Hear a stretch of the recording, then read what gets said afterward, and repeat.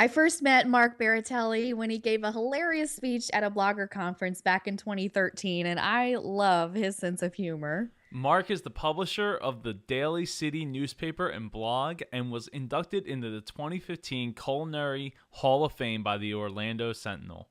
He won the 40 Under 40 award from Orlando Business Journal, and he's been nicknamed Orlando's food truck baron by the Orlando Sentinel. And this other name, which I love, is so perfect for him. The Orlando Business Journal called him the Pied Piper of food trucks. It's just so perfect for Mark. I would agree. The Orlando Sentinel also named him as number 39 on the list of most well-known local celebrities in Orlando. Yep, so get ready, everybody, because here's the one with Mark Baratelli. Hi, this is Mike Purcell, voice of the Tomorrowland Transit Authority People Mover. As we approach the Tomorrowland Transit Authority station, our Grand Circle tour is coming to an end, but not to a stop, because you're listening to the Living the Dream podcast with your hosts, Krista Joy from DisneyWays.com and Joe Pardo from HowToDream.co. Hold on tight, because today's journey leads to tomorrow's dream. And get ready for the Living the Dream podcast. Living the Dream podcast is your show, and we want to hear from you. So email us your magical Disney memory, and we will read it on the show. It can be typed or send us an audio file.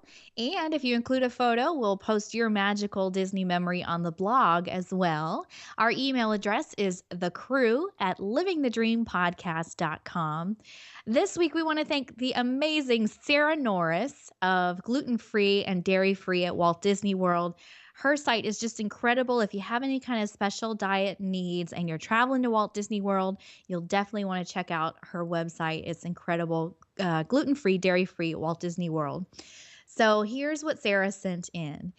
Every park and resort is decorated so perfectly for the Christmas time. And Sarah says, my magical memory is of my favorite holiday tradition, the Osborne Spectacle of Lights. Every year I go, but my most magical memory of the lights is from the first year I moved to Florida almost 5 years ago. It was my first winter in Florida with no snow, and I was missing a lot of the holiday traditions from up north. Listening to the holiday music, grabbing a cup of hot apple cider, and experiencing the snow on the streets of America really made me feel like it was the holidays. That's why the Osborne Spectacle of Lights is a holiday must-do. You'll feel that sense of magic, wonder, and tradition as soon as you walk onto the streets of America. Sarah says she loves visiting every year as many times as she can with friends and family and experiencing that magical holiday moment all over again. I could not agree more. How about you, Joe? Do you like the Spectacle of Lights? I love it. I'm curious to see how long it lasts, though. There's always a rumor every year they're going to take it away. I can't imagine they'll ever take it away. It is the reason to go to Hollywood Studios at Christmas time. It's so underrated. So if you're listening, don't ever take away the lights. We love them. That is right.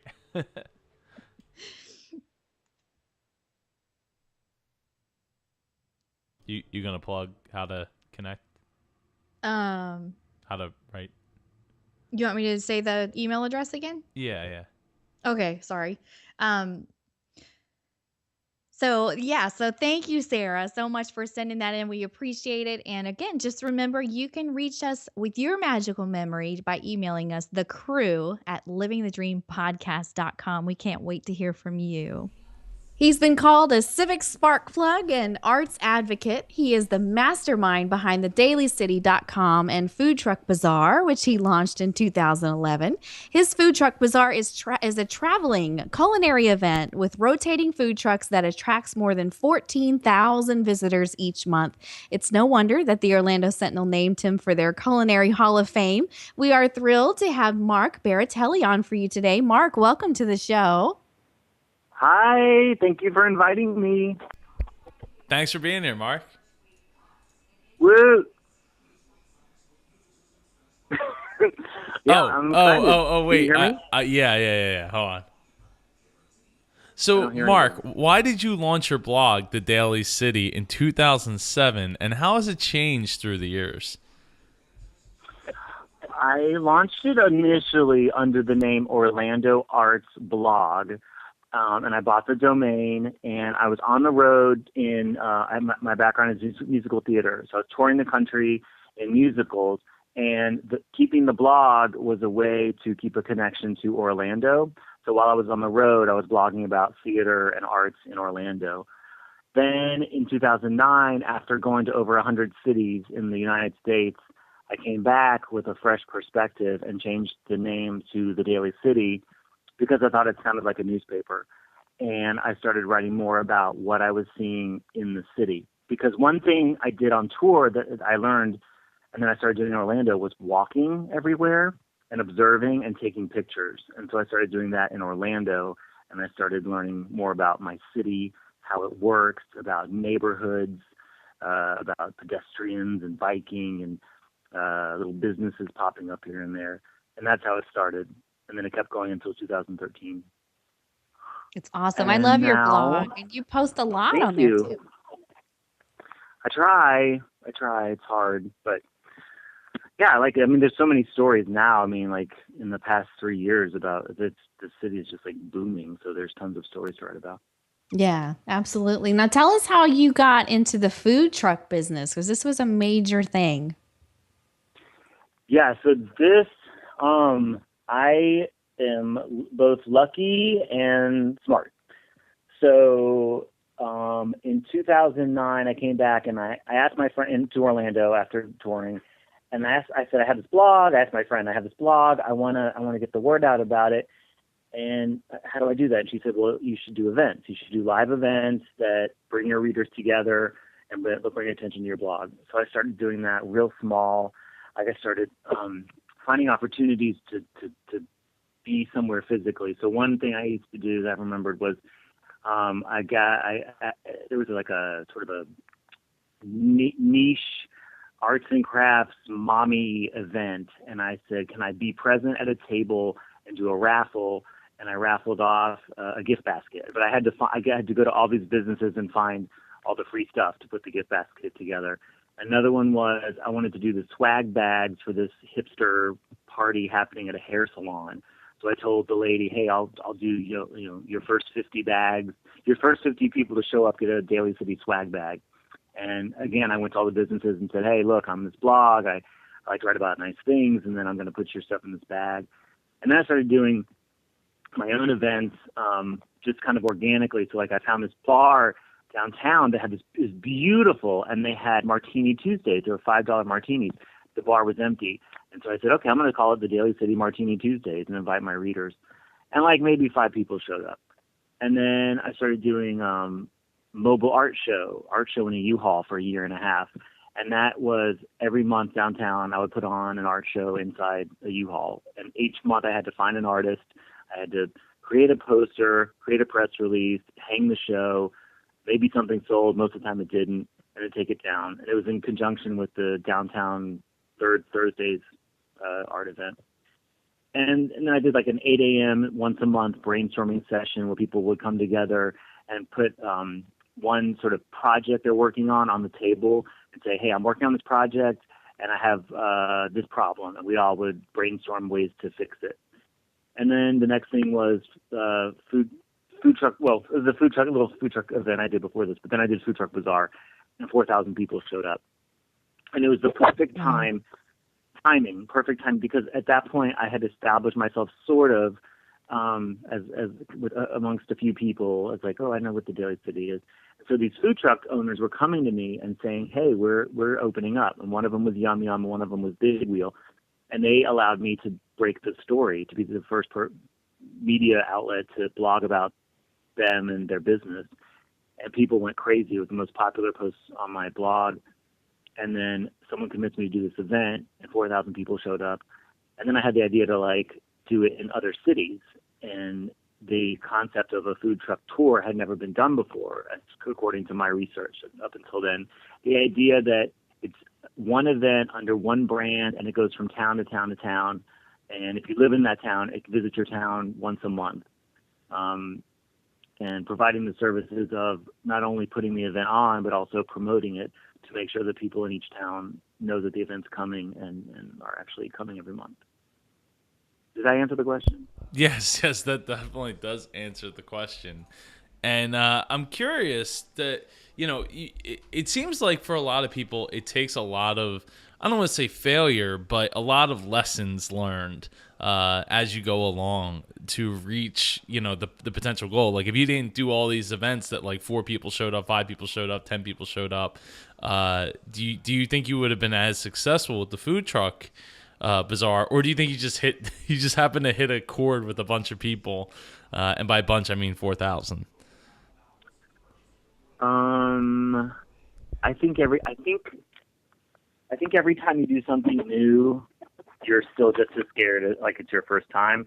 I heard an interview not with with Judi Dench, who said even now when she gets a role, she's terrified because she knows at some point she's going to forget her lines, and forgetting your lines is the worst.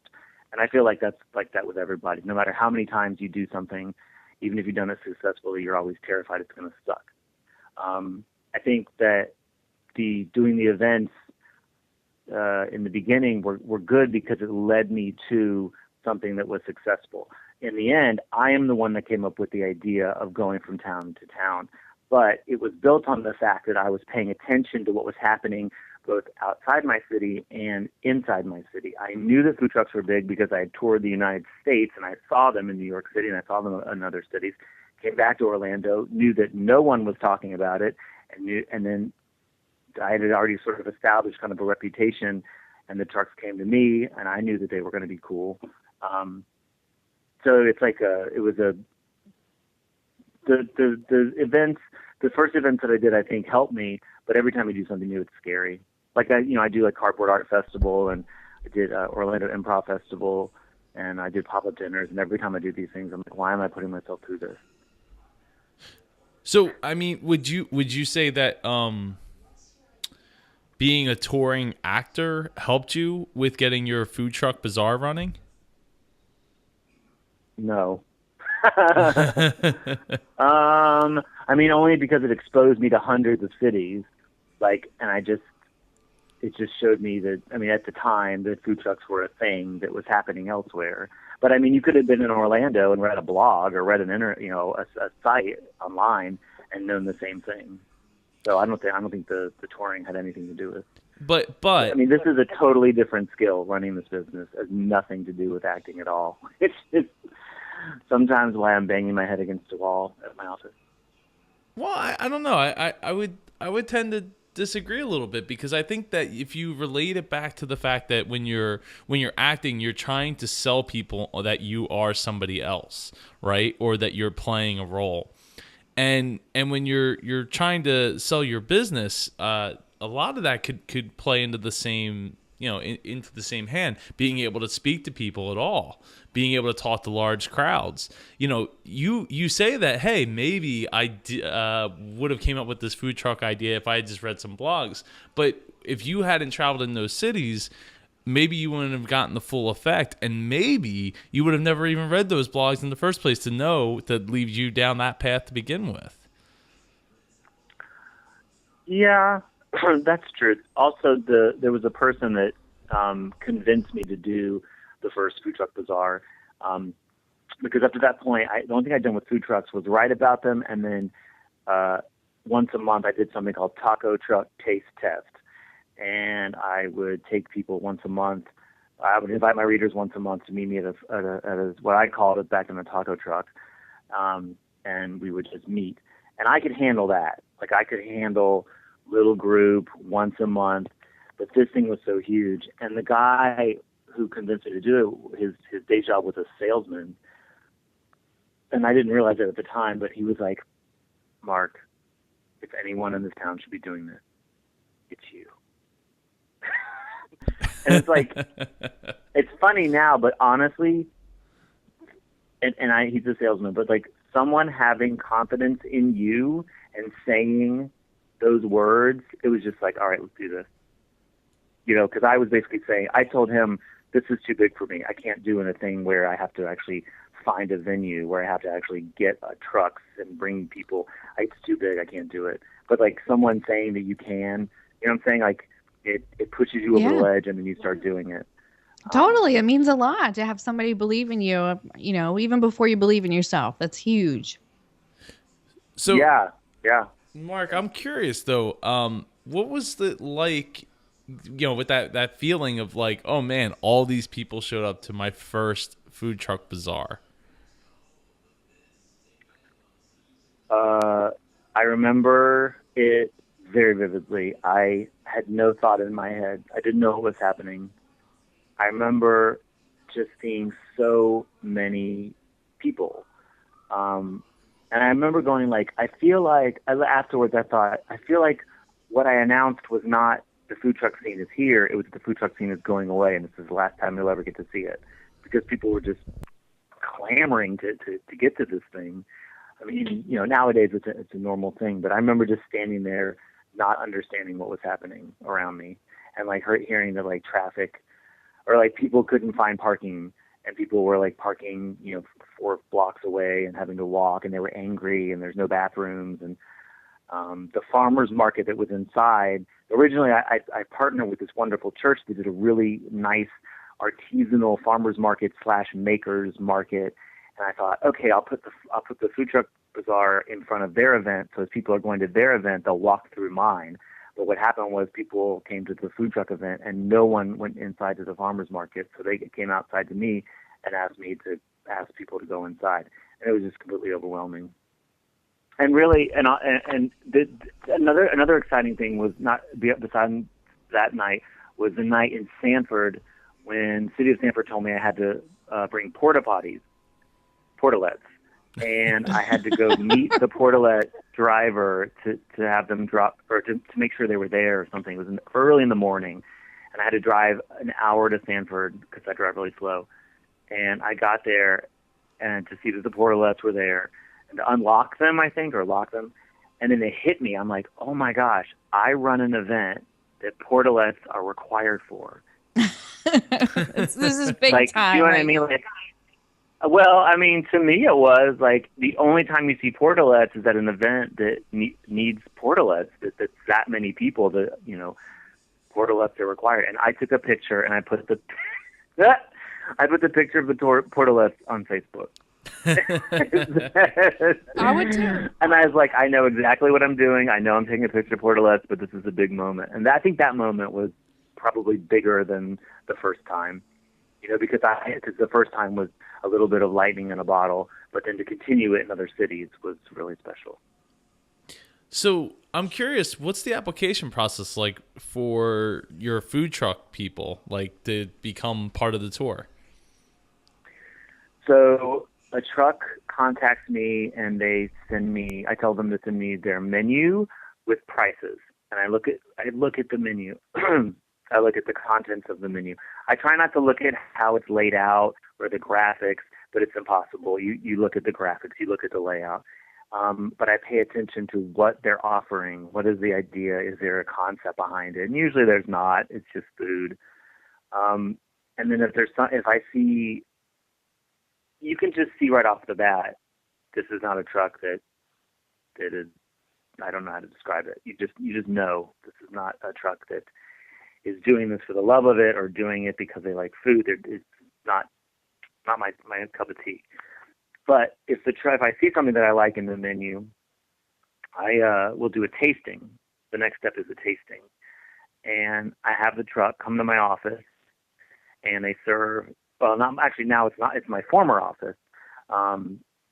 There's about 10 people in that office, and they're middle age, older than middle age, 20 years old, foodies, not foodies. One's from Puerto Rico. One, I believe, is from China. One's a yoga mom. One's health. It is a very, very good cross-cultural section of America. So we all go out to the truck. They serve us. There's about 10 people. We go inside. We eat. I get everybody's opinion. And then I go back to the truck, and I either say yes, or I say yes, but you need to change A, B, and C, or I say no, and this is why. And I'm just going to throw it out there, Mark. If you ever need help with one of those, just call me. I'll come down. Okay. You can get the Disney blogger demographic. All right. I'll remember that.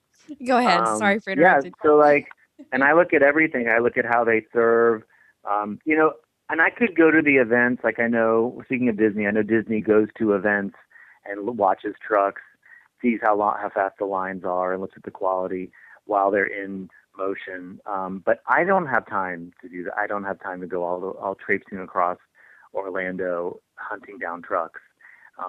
So this works for me.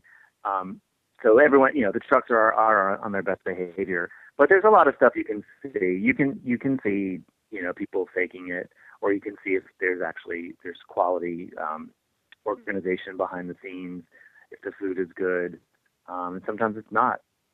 But another thing is like it's a good opportunity to offer feedback. I have been doing this for 4.5 years. My background wasn't in food, but after 4.5 years, you do learn something. And so I think literally sometimes I have 30 to 45-minute conversations with truck owners where I'm giving them like very helpful information that probably I should be charging for in hindsight, but I don't care. Yeah, It's you to the totally betterment of do. them. It's You to do the a betterment of wonderful them. job. Oh, thanks.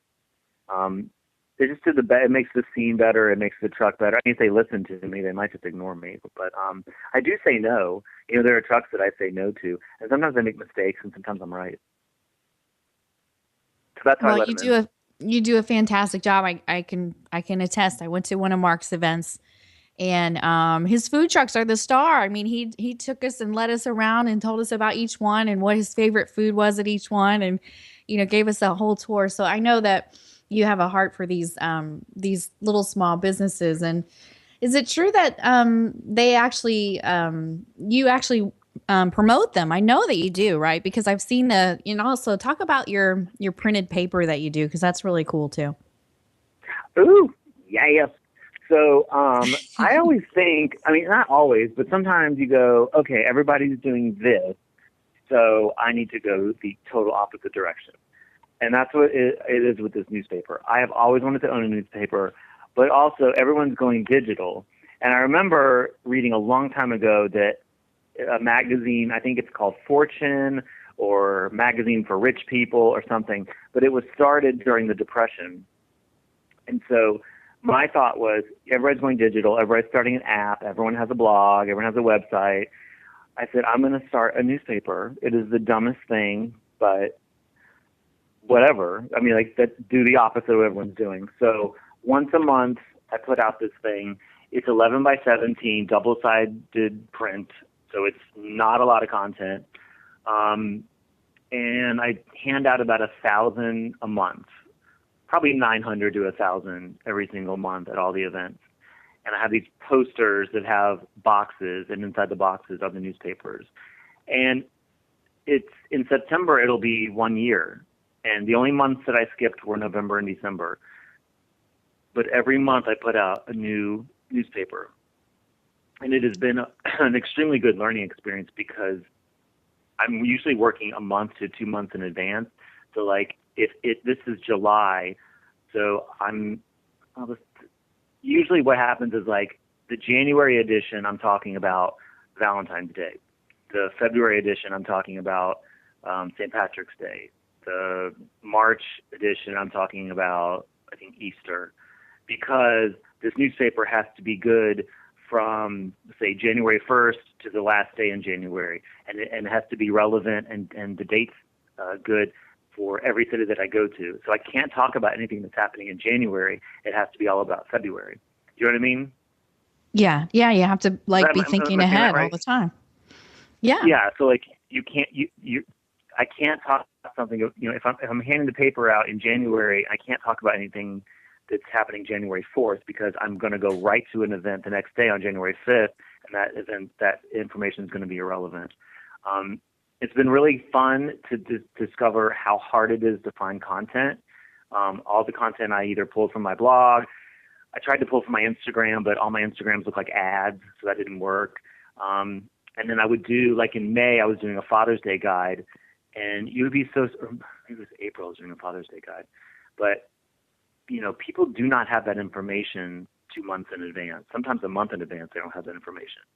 I was doing a Mother's Day guide, I was doing a Father's Day guide, and it was like pulling teeth. I had my assistant calling hotels asking for Mother's Day information, and nobody knew the dates, nobody knew the prices. But yeah, so this month I did a thing where I have it's a big article about a thing that I'm doing called Cardboard Art Festival, and then there's 3 desserts I'm excited about, and then the rest of it is basically every single food truck bazaar in every city that I'm doing it from July through December, including all the trucks. So to me, that's something that someone will keep. There's a reason to keep that. If you like to go to food truck events, this is literally a guide to every food truck event that I do that has every truck at it from now till Christmas. And That's so my smart. goal is for them to keep the paper. That's what it is every month. So like when I'm talking about, if it's January, I'm talking about February, the goal is that they keep that newspaper until February, versus giving them something that tells them what is happening this weekend, and they throw it away that weekend. Right. Right. Oh, that's just brilliant. That kind of goes into my next question. I was going to ask you, like, what do you think it is that brings everybody out? I know you do the newspaper, and you have the blogs, and you have a great following on your blog. Are there any other kind of insider secrets that you have to bring in everybody in the way you do? Can I also go back and re-answer your question? Yeah. The newspaper also started because I was handing out schedules at every event. I'd walk around and say, which I could schedule. And part of me was like, I could hand them something else. Like, there's other things I could be handing them. There's other things that could go on that schedule, because everyone was taking one. So I could put a story on there. I could promote the Daily City. And that is also another reason why I started the paper. Tell me your question again. What was the question that I did not answer? The question after that one was just what's your secret to getting everybody in there the way you do? You just have an amazing turnout at all your events. Some of them are amazing. Some of them are not. Some of them are complete flops. Rain kills it. Sometimes, no matter how much activity I see online with my advertising that I do, people just don't come out. And sometimes events take months to rev up and to start up. I have an email newsletter with about 6,000 subscribers and about a 20 to 24% open rate. I have 6,000 fans on Twitter. I have 33,000 Facebook fans. I do paid posts on Facebook. They start 2 weeks before each event. Excuse me. I use the same graphic for each event. And I don't list the trucks. I'm promoting the event as an event. I'm not like I'm promoting I'm promoting the trucks, because once you come to the event, I am literally introducing you to 10 to 15 small businesses. But I don't use the trucks as a way to promote the event. I promote the event because I've learned that you can have the top what was perceived to be the top most popular trucks, and I've done that and no one shows up. Or I've had nobody trucks that nobody knows, and then everybody shows up. I mean, it doesn't whichever trucks are there.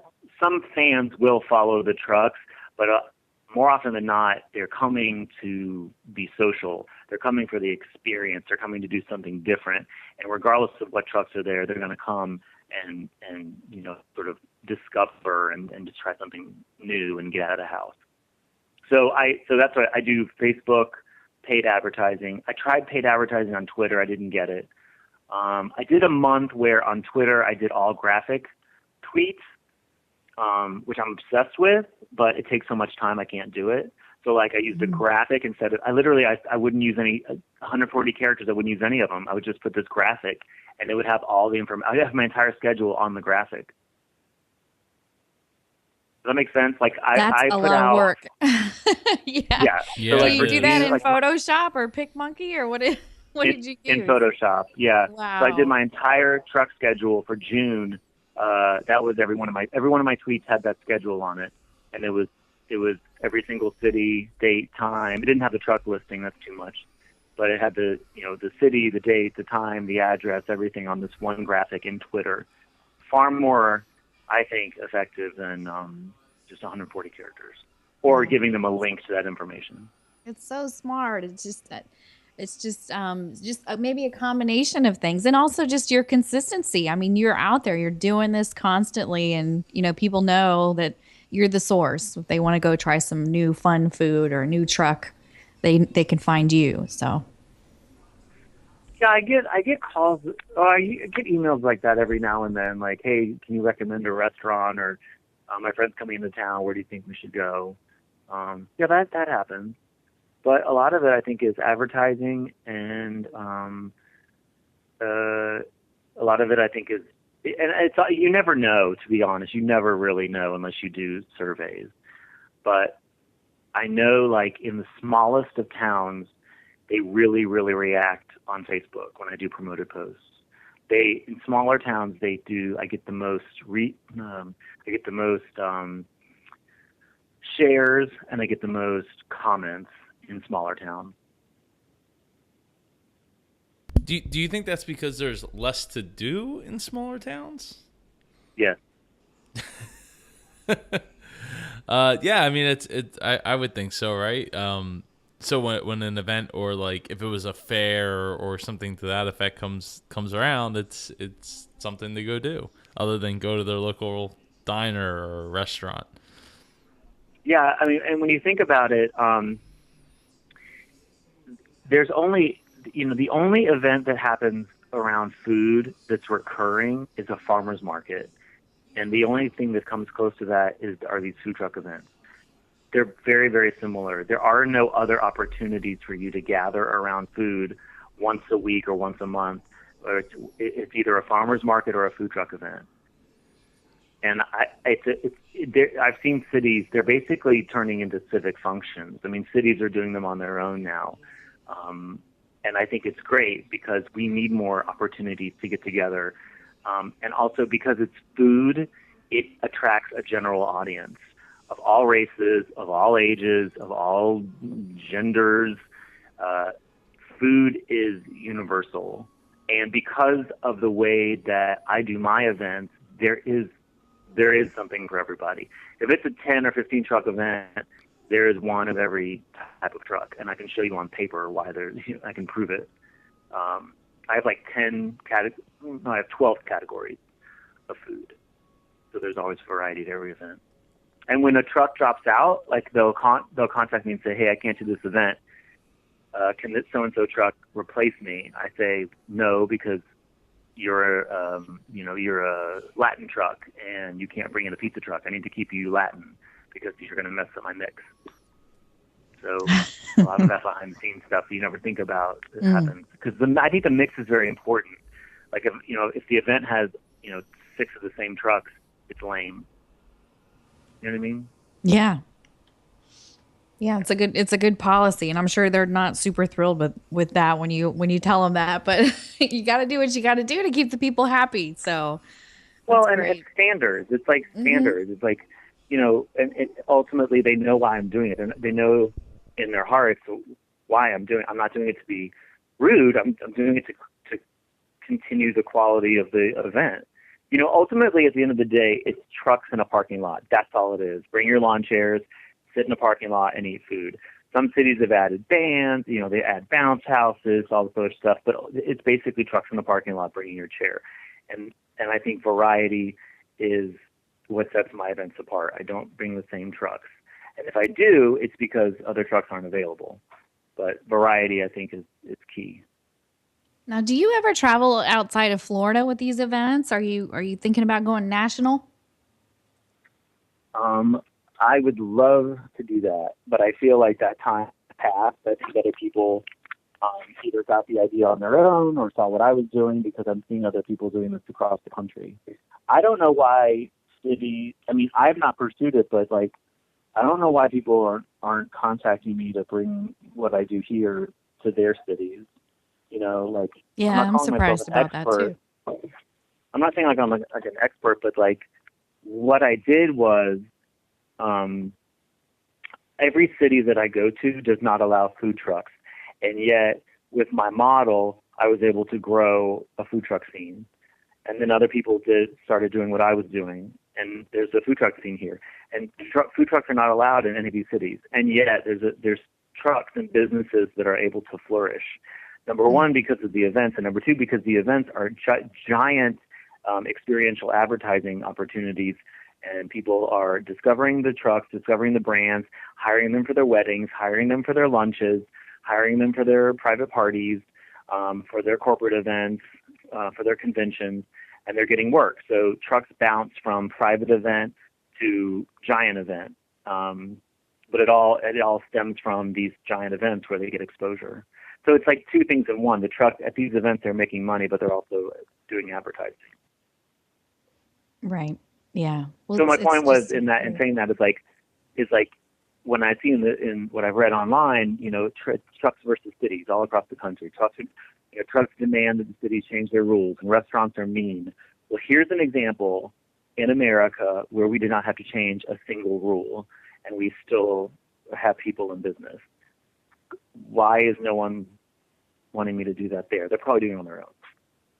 yeah. But I think it's the perfect franchise. Honestly, I'm just not. I don't know that side of the world. I don't know that side of the business. I don't know how to pursue those types of things. But it doesn't make sense to me why I wouldn't do this in other cities. Because if I can do it here, in Orlando and 10 to 15 other cities, depending on the month, I can do it anywhere. Absolutely. Yeah. Well, I was asking because I know we have listeners all over the country, but for the time being, if they want to find a Mark Baratelli food truck bazaar, where should they go online to find you?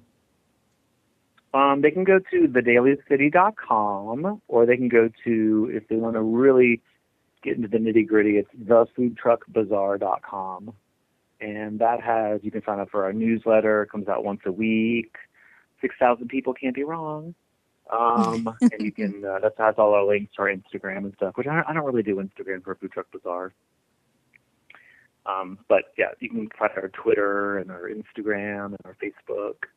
Facebook is really good, only if you live in Central Florida, but thefoodtruckbazaar.com is the best website. There's a really good video. It's 1 minute long. I hired this guy who has a drone camera, and he filmed my event at 8 different locations, and you can see in 1 minute all 8 locations and how different each one is. That's so cool. I have to watch that now. That's great. Well, I love what you're doing, and I feel so blessed to know you. I've known you, for a couple of years now, and I think what you're doing is amazing, and I hope that you're very proud. And I know a lot of people are just enriched, and they have, happier evenings when the food truck bazaar comes. So thank you for what you're doing, and we appreciate you coming on the show. Thank you. We didn't talk Disney. Can I say one thing to Disney? Yeah, go ahead. Okay, I am super excited that they're going to bring food kiosks into Future World for the first time this year. During Food and Wine Festival. Oh, yeah, okay. yeah. Yeah. That's fantastic. I don't really watch the Chew. Like, a couple of the kiosks are going to be about the Chew. I don't really know that show very well. But just the fact that they're like, oh, this is a really popular event. I love that it's coming into Future World. There's no reason why it shouldn't be in Future World, And they're calling it like New Eats or something. I'm really excited about that. Futuristic. But eats. I will say that they need. This is not negative, but I want Disney to call me to talk about their cupcakes. Because yes. I just need to have a sit down conversation. I need to have a come to Jesus moment with them and their cupcakes. And we'll just leave it at that. There's a new Molly's, I think is her name. There's a new little place to get cupcakes in Disney Springs, and they're not Disney owned, so it's quite one? different. Yeah, it's owned by Baby Cakes NYC. Yes, yeah, and they're actually very, very good. They are good. Excuse me, they are good. And that's a lovely little store. Mm-hmm. I'm so excited about Disney Springs. Oh yes, me too. I was just there over a couple weeks ago, and you know what? City Walk. I won't even know what that is anymore. It's really going to be that amazing. I'm excited. I think that there's this whole underculture or subculture of people coming to Orlando strictly just to go to the outlet stores. And I feel like potentially the Disney Springs might be starting to do that, trying to get some of that audience. Do you know what I mean? Yeah, Yeah. I would agree. I don't know if there'll be outlet store pricing, but they definitely No, are probably trying to not. go after those higher name brand located stores and Yeah, because brands. even if they're not outlet stores, the price, like, that's why Millennium Mall is so expensive or so successful, and that's why I read that it was even built, because they were like, we're not going to build this unless the only reason we're going to put the money up for this is because of the Brazilian tourism, because they come and everything here is cheap to them, so everything at Disney Springs is going to be cheap to them. I'm just excited because it's one thing. It's very exciting to watch the little the Main Street districts in downtown Orlando, Mill 50 and Audubon Park. They're thriving, they're blossoming, but also to see we have another downtown that is whether it's authentic or not, it's still very exciting. It's designed, it's professional architects, it's amazing parking lots or parking structures with amazing lighting, with the little green and red Yes. lights, Yep. and exposing us to brands that we are not familiar with. So I think this is a really cool city to live in, because like our downtowns are getting a resurgence, and we're getting a new downtown. So it's like, what other city has this except Anaheim, I guess. Right. Yeah, it's exciting, and it's so fun to watch the transformation out there, and people are excited to see what's coming. It's going to be awesome. So, Yes. yeah, so with that, we probably need to close out the show. Thank you again for your time and spending with us, and we thank our listeners for tuning in today. We appreciate it, and just remember that this is your journey, so enjoy each and every step. Thank you for listening to today's episode of Living the Dream podcast. We know there's a lot of great shows out there that you could be listening to, and we appreciate you taking the time to tune into ours. Remember to check us out online at livingthedreampodcast.com. The greatest compliment you could give us is going to Stitcher Radio or iTunes and leaving us a rating and review. It helps us get the message out there to other dreamers. It sure does. And until next time, I'm Krista Joy. And I'm Joe Pardo. And remember, today's journey leads to tomorrow's dream.